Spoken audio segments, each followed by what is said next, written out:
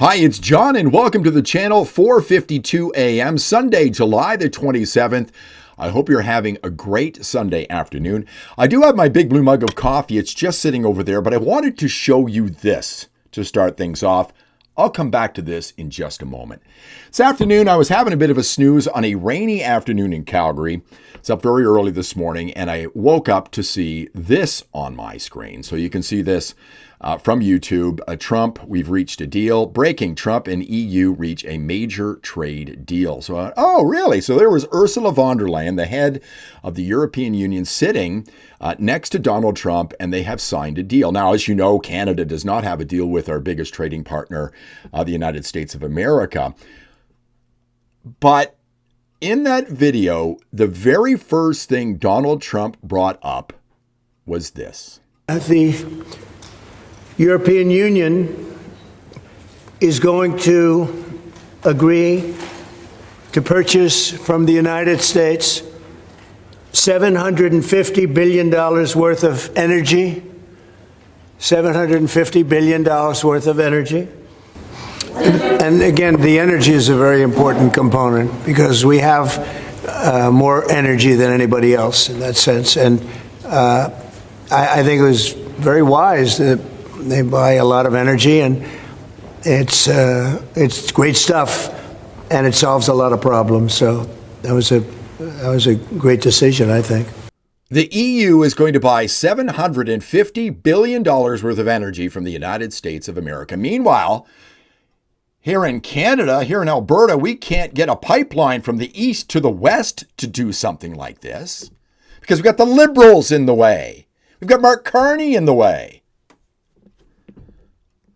I'll get to this in just a moment. You know, we got a veto on everything here. Well, if the provinces don't want a pipeline, no pipeline. If the Aboriginals don't want a pipeline, no pipeline. Can you imagine the prosperity if we could sell $750 billion worth of oil and energy from Alberta to the European Union right now? But you know what? Carney, he's hitching his wagon. Mentioned it so many times with the EU. He and von der Leyen speak the same language, folks. Any deal that Canada makes with the EU will include a carbon border adjustment mechanism. Do you think Donald Trump is paying an extra price on his oil and energy going to the EU? Not a freaking chance. But if Canada were to do such a thing, we'd have to pay extra to get our oil over there. And that's another reason why we don't have a pipeline. Carney talked about this all the time. The Americans are being really mean to me. But you know, if we make any deals overseas, there's got to be a price on carbon. So on the one hand, we have our largest trading partner, as we've been discussing, attacking us, putting tariffs on us. On the other hand, we have the opportunity to diversify trade. Guess what one of the requirements is to diversify trade to the European Union? Guess what one of the requirements is to diversify trade to the United Kingdom? Guess what one of the requirements will be to diversify trade to emerging Asia? Is to have a form of price on carbon. Meanwhile, we still haven't got a trade deal here with the United States of America. Did I mention this? I'll get to this in just a moment. Apparently, this deal, there's a 15% tariff on everything from the EU. Everything.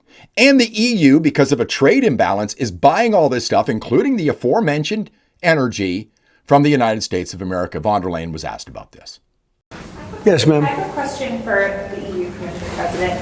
What are the U.S. concessions? What is the U.S. giving up in the deal, if anything? So the starting point was an imbalance, a surplus on our side and a deficit on the U.S. side. And we wanted to rebalance the trade relation. And we wanted to do it in a way that trade goes on between the two of us across the Atlantic, because the two biggest economies should have a good trade flow between us. And I think we hit exactly the point we wanted to find. Rebalance, but enable trade on both sides, which means good jobs on both sides of the Atlantic, means prosperity on both sides of the Atlantic, and that was important for us. Von der Leyen says we have to even out the trade imbalance. We need to work together. You know, I think Canada should be able to get a better deal than 15%. that the EU gets. We're their number one trading partner. I think somebody, I don't know who that'll be, should be able to negotiate a deal. But there's things that get in the way. Donald Trump talks about a trade imbalance with Canada. Now, whether you like his numbers or not, the President of the United States believes there's a big trade imbalance between our two countries, and we have to straighten that out.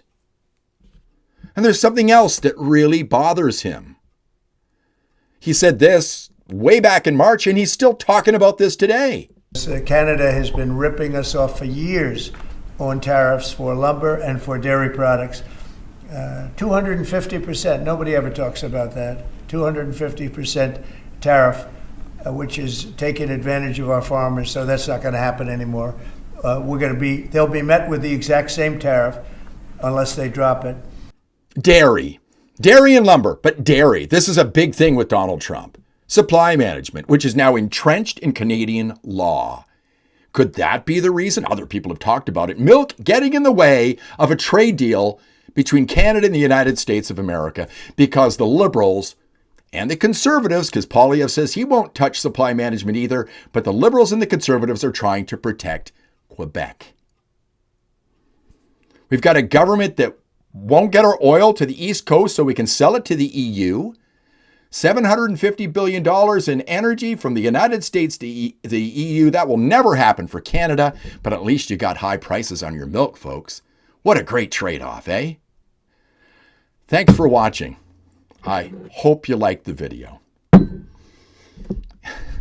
It just never ends here. It just never ends. Alberta independence, folks. Talk to you soon. If you like the video, give me a thumbs up. Ring the bell for notifications.